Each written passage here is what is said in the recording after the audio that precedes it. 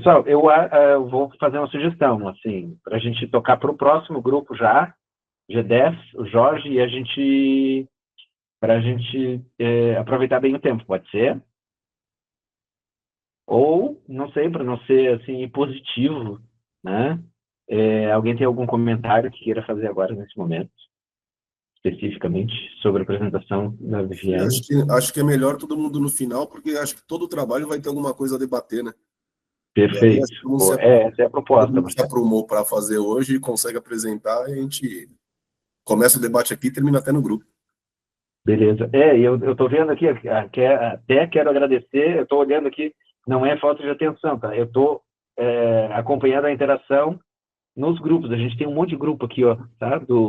Tem vários, tem um de gestão, tem um monte, né? E eu gostei da foto aqui do Rômulo, painel de controle aqui, depois vocês vejam, né? Sensacional. Vamos para o próximo, pessoal. É Jorge, né? Jorge, fica à vontade. Opa, boa noite, obrigado. Legal a apresentação, as meninas aí, parabéns, né? Eu enviei o meu arquivo, que é um arquivo pequeno, são 5 slides apenas, né? Lá naquele arquivos privados, lá do CEPED e o FSC.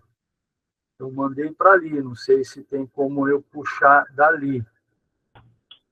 Acho que tem. Se você tá logado aí, você consegue acessar ali. Ah, consigo? Consegue, acho que sim. Então, eu coloquei lá, está salvo lá, estou vendo ele aqui. Aí, eu faço o quê? Eu clico nele de novo e aparece na tela, ou eu puxo por aqui pelo apresentar? Pode ser, eu acho que funciona melhor, porque você não precisa baixar ele de novo para o teu laptop, né? Nem apresentar remotamente, né? Você pode abrir a tua tela e aí você vai aqui nesse... Deixa eu ver, cadê? Tem 3 botões, né? Tem o controle de volume, tem a câmera... Eu botei aí, apareceu? Apareceu, perfeito. Beleza. Então, vamos à vontade. Vamos só... Então, bom, eu não estou me vendo, não estou vendo o pessoal, então, por favor, qualquer coisa... A proposta foi, né, evolução na SST, porque surgiu daquela primeira situação, quando foi proposto o trabalho, há uns 15 dias atrás, falando em PPRA e PGR e tal, aí eu havia, né, entendido um conflito, mas aí depois, né, que foi explicado melhor, foi mais uma provocação do assim, o professor, tá? Então a gente já vai acostumando, tá bom, professor?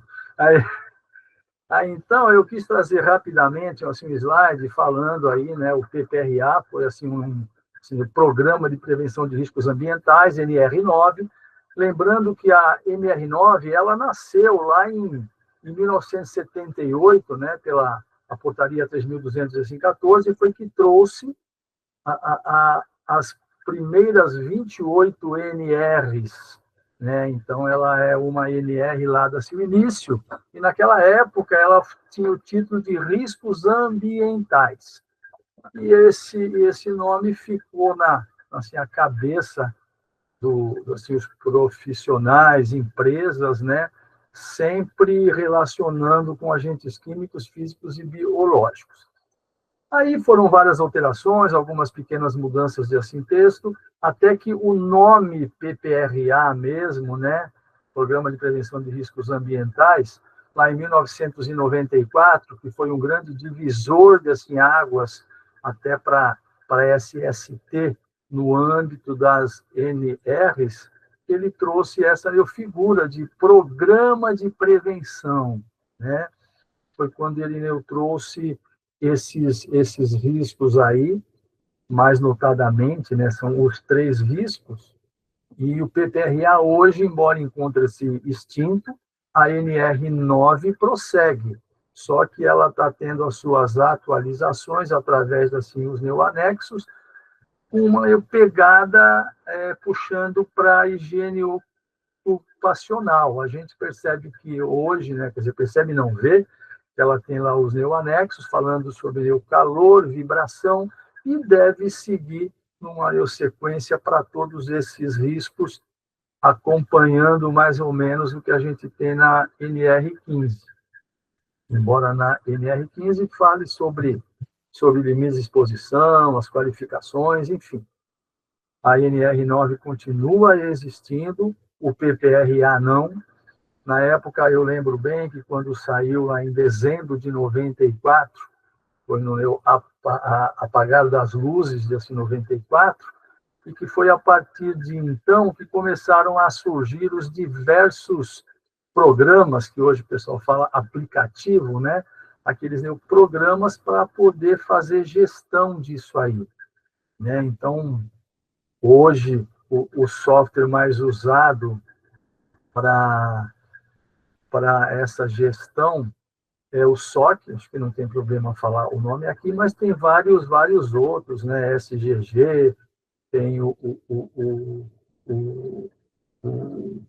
RS Data, do seu colega Balbinot, aí do Sul, tá? E, então, o panorama de NR9 PPRA, ele nasceu lá em 78, sob um outro sinônimo, ele trouxe o nome PPRA em 94 e vingou até aí início de 2022. Aí foi que surgiu a NR1 do ponto de vista PGR, porque a NR1 também foi uma norma regulamentadora que nasceu lá em 1978, ela tinha diversos dispositivos de cunho geral, falava-se muito na época, quer dizer, até hoje fala, mas ela introduziu aquelas questões das ordens de serviço. E em muitos locais, em muitas empresas, você precisa fazer uma ordem de serviço para cada empregado, trazendo essa lista de funções, né, atividades que cada cargo tem.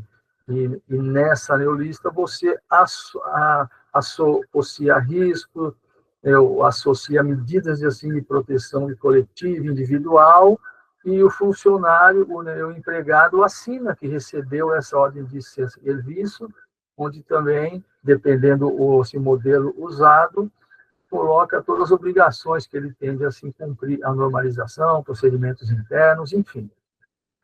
Ainda existe a ordem de serviço.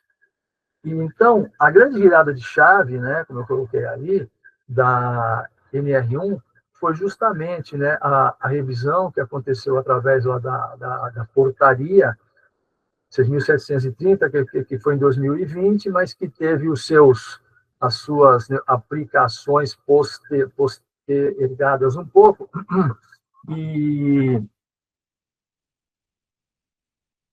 desculpe, postergadas um pouco, e começou, de fato, a se fazer valer a partir de 2022, com prazos para a fiscalização, e que foi dado o nome, que foi trazido à tona, o nome de Programa de Gerenciamento de Riscos, PGR, muito embora a NR1 disposições gerais e gerenciamento de riscos ocupacionais, para fazer um pouco de diferença do que é o GRO e o que é o PGR em termos de políticas que as empresas têm para aplicar todas as suas medidas de proteção aos trabalhadores, né? Então, só para trazer um panorama, falando dos dois programas aí, o PPRA teve a sua época, né? Na mesma época do PPRA foi que nasceu também, em dezembro de 94, o PCMSO, Programa de Controle Médico e Saúde Ocupacional, que é a NR7, né? A NR7 sofreu alterações e caminha também para e passo com a NR1 através do seu Programa de Gerenciamento de Riscos PGR. Tá legal, pessoal? Vamos mudar aqui a tela. Opa, estou vendo que tem um meu pequeno erro aqui, mas leia-se ali, abrangência dos riscos. Abrangência dos riscos. Isso é dislexia, né? Aqui para mim não mudou, não sei para vocês, ainda estou no primeiro slide. Ah, é? Espera aí, então, deixa eu ver aqui, porque para mim mudou. Agora sim. Mudou? Legal. Agora sim. Legal. Então, a grande diferença, né, que eu queria citar do PPRA para o PGR foi justamente essa abrangência dos riscos, né? Por quê? O PPRA falava diretamente lá no seu texto, riscos físicos, químicos e biológicos, né? Aqueles riscos ambientais, que era o antigo nome lá da NR9, quando ela foi editada. Já quando trouxe essa mudança da NR1 com o PGR, introduziu-se dois novos riscos, os ergonômicos e os de acidentes. Acidentes também conhecidos como riscos mecânicos, mas eu, como sou engenheiro elétrico, eu prefiro chamar de acidentes e não mecânicos, tá? Então, isso deu uma dimensão fantástica, porque quando a gente ia analisar uma determinada, quer dizer, ia fazer um programa, um plano de segurança, o programa de prevenção desses riscos, quando era o PPRA, ele não contemplava riscos ergonômicos, né? Não tinha uma análise ergonômica, ou então chamado laudo ergonômico. Você tinha que fazer por fora esse documento de ergonomia, e o de acidentes idem, né? Uma empresa prestadora de serviços elétricos tem um grande envolvimento desse tipo de riscos, né? Riscos de natureza elétrica, e isso também não estava contemplado no PPRA. Claro que, por certo, a gente podia incluir anexos, podia incluir no corpo do o PPRA e fazer também alguma avaliação, contemplar esses riscos ergonômicos e de acidentes, mas não era comum, né? Mas podia eu fazer também. Então, primeiramente, acho que a grande virtude do PGR, além de sistematizar, homogeneizar a questão de riscos, no sentido até de traçar um caminho conjunto com as modernas normas de gestão, modernas normas de certificação. Bom, modernas também não tanto, porque já tínhamos aquela OSA 18001, que agora mudou, né? Já de uns anos para cá, para a NEO-ISO 45001, mas, enfim, o próprio NEO-PGR ele está mais alinhado com essas modernas formas de gestão, de auditoria, enfim. Então, na minha opinião, foi as grandes virtudes do PGR e da NR1 nessa mudança a partir de 2022 e 2023. Depois eu queria colocar um slide aqui, até para lembrar um pouquinho do PGR. Basicamente, o PGR tem que ser constituído pelo inventário de riscos e pelo plano de ação. São os dois documentos que a norma cita que são imprescindíveis e não podem deixar de constar nessa prática do seu programa de gerenciamento de riscos, né, que é o inventário e o plano de ação. Claro que depois ele pode ser complementado com diversos laudos e pareceres, como eu até trouxe essa figura aqui lá, os pareceres e documentos que você pode fazer análise ergonômica para eliminar a avaliação de risco ergonômico, as outras avaliações de diversos outros tipos de risco de natureza elétrica, segurança em máquinas e equipamentos, todos vão entrar e vão contemplar naquelas 5 grandes vertentes de riscos físicos, químicos, biológicos, ergonômicos e de acidentes, tá? Mas uma outra coisa que tem que trazer ele continuou seguindo a sistemática de fazer esse levantamento preliminar de riscos, né, que está na própria NR1, mas que não é novo nisso, porque o PRA já eu citava, né, que é antecipar riscos, identificar, avaliar esses riscos, analisar e, a partir daí, definir toda uma miríade de medidas de proteção, de cunho de engenharia, administrativas, organizacionais e os tão utilizados equipamentos de proteção individual, medidas assim, de proteção individual, que apesar de serem as mais usadas, na hierarquia de proteção, é a última coisa, é a última medida que a gente assim pensa. Quando as medidas de assim, engenharia não funcionarem, não puderem elidir o risco. Quando medidas organizacionais também não. Medidas de proteção coletiva também não, aí a gente vai lançar mão de equipamentos de proteção individual. Mas, infelizmente, não é o que a gente vê. A partir daí, também, ela preconiza que seja feito esse monitoramento, por isso que é programa, não é laudo. O meu programa, ele é vivo, ele vai mudando dia após dia. Claro que ninguém fica editando um PGR todos os dias, né? Mas ele deve sofrer as suas mudanças e revisões conforme a necessidade. E a necessidade, a gente vai conseguir mostrar para frente um pouco aqui, sempre aparece. E, por fim, rodar o ciclo do PDCA, porque se a gente olhar nessa figura aí, ó lá, planejar, fazer, né, verificar, agir e planejar, fazer. Quer dizer, rodar o PDCA de novo, porque é o programa, né? É dinâmico, tá certo? E em cima disso aí, a gente traz também à tona a questão do análise de acidente e plano de emergência. Na NR1 fala, né? Mas ele não são necessariamente figuras obrigatórias de já constar no nosso programa de gestão de gerenciamento de riscos, né, o PGR.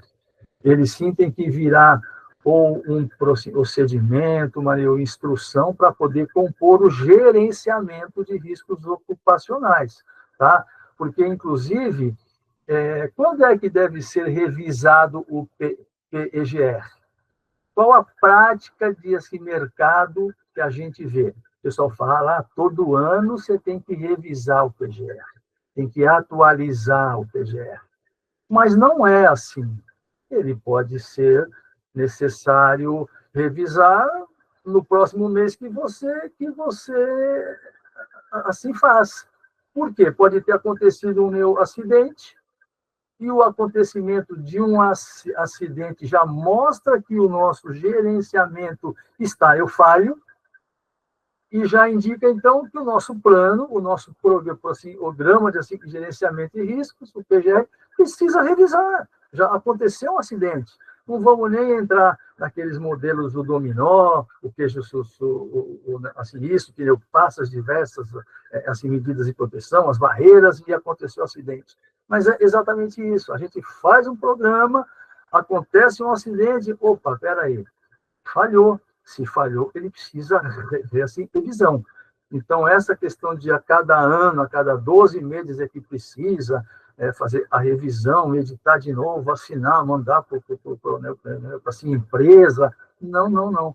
Pode ser necessário revisar várias vezes antes do que os 12 meses. E a norma depois fala, né, que pode ser em 24 meses ou 36, se a empresa tiver um sistema de certificação, ela pode fazer em 3 anos. Aí eu fico pensando, nossa, em 3 anos, quanta questão física de arranjo que essa empresa pode ter, né, feito mudança, quantos equipamentos, máquinas novas podem ter sido introduzidos no seu processo, produtos neoquímicos. Quer dizer, tudo isso enseja uma outra situação, que é aquele procedimento de mudanças, que deve ser contemplado também num PGR, quando bem elaborado, maduro, porque cada mudança implica uma grande análise de risco e, portanto, implica uma atualização, revisão dos PGRs, né? Então, a coisa é bem dinâmica. Aí a gente pensa, né? Poxa, as empresas penam para conseguir fazer um bom PEGR. Aí depois penam que é para cada 12 meses, né? Nesse imaginário ocular aí, fazer a revisão. Mas quanta coisa muda nesse tempo, quantos acidentes, incidentes, pequenos incidentes com grande potencial de risco à vida humana acontecem nas nossas empresas, e o PGR está lá, ele está que nem assim, relógio parado, né? Acabou a pilha, ele parou e ninguém revisou, porque ele só vai revisar em 12 meses. Não é assim, tá? Então, para mais um outro slide que eu gostaria de assim trazer, eu passando aí para todos? Tá? Beleza. Então, eu só queria trazer, né, uma outra coisa aqui, questão das NRs, e sendo NR9, NR1, NR7, assim, eu parte disso, assim, lembrando, norma regulamentadora não é uma lei, né, porque a gente escuta muito isso aí. Poxa, mas isso eu tenho que assim fazer? É lei, né? Ela, isoladamente, ela não tem força de lei, mas quando ela é amarrada lá, através assim, a portaria inicial de assim, 78, amarra na CLT, a consolidação das leis do auxílio trabalho, através da lei 6.514 de 77, se não me falha a minha memória, ela ganha força de lei, principalmente pelo que está destacado embaixo aqui, o princípio da neoprimazia no assim, direito, né, vale a norma mais favorável ao trabalhador. E acreditem, em todas as esferas do direito, nenhum agente do direito duvida ou assim titubeia na aplicação das normas e dessas leis e das NBRs em função da proteção do trabalhador. Então, entendam como, de fato, tem força de lei, porque tem, embora não seja lei. Eu não vou entrar aqui na questão da hierarquia de assim, leis, a Constituição, leis, decretos, e descendo portarias, instruções e normativas, mas um dia a gente pode trazer aí um advogado para falar disso, né? Aí eu queria trazer uma coisa importante também, sobre a hierarquia das próprias NRs. Não sei se todo mundo sabe, alguns certamente sabem, né? O pessoal que é estudioso, as NRs elas têm hierarquia, sim, porque elas são divididas em 3 grandes eixos. A exemplo das normas da ABNT. Nós temos NRs de cunho geral, especial e setorial. A setorial prevalece sobre especial, que prevalece sobre a geral. A geral é aquela, como diz, né, elas trazem aspectos jurídicos que valem para todo o ambiente de assim, trabalho, para todos os trabalhadores, e não falam de alguma máquina, de algum setor específico. A NR1 é uma NR de cunho geral, tá? Já as especiais, elas regulamentam alguma atividade especificamente, a execução de algum trabalho condicionado, sem estar condicionada a um dado ser assim, setor. Já as setoriais, elas são exatamente falando sobre uma dada atividade econômica. Exemplo aqui, para o pessoal do nosso curso, né, o Alexandre deve conhecer muito, muito bem isso, a NR 29, a portuária, né, Segurança em Operações Portuárias, é uma NR setorial. A NR 18, sobre construção civil, né, ela é uma NR setorial, eu também. Aí depois abaixo aí tem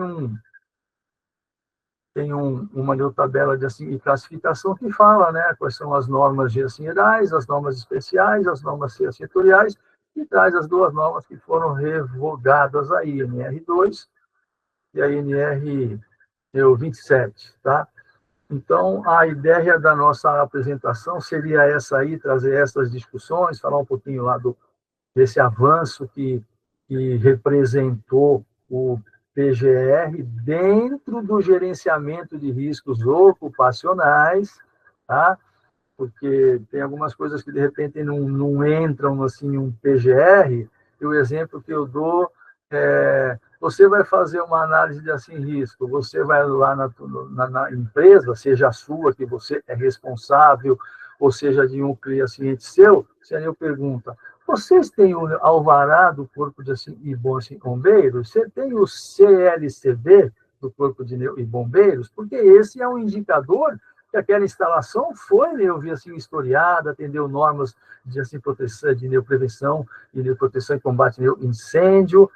Então, isso é um indicador de segurança, e não necessariamente ser um item que você colocaria lá no teu IPGR como um risco, claro que pode entrar de acordo com a tua atividade, risco de incêndio, devido à tua atividade, ocupação, construção da tua neoplanta, matérias, produtos, mas necessariamente você não vai buscar por esses indicadores que podem associar a segurança, no caso, proteção, né, e prevenção combate incêndio.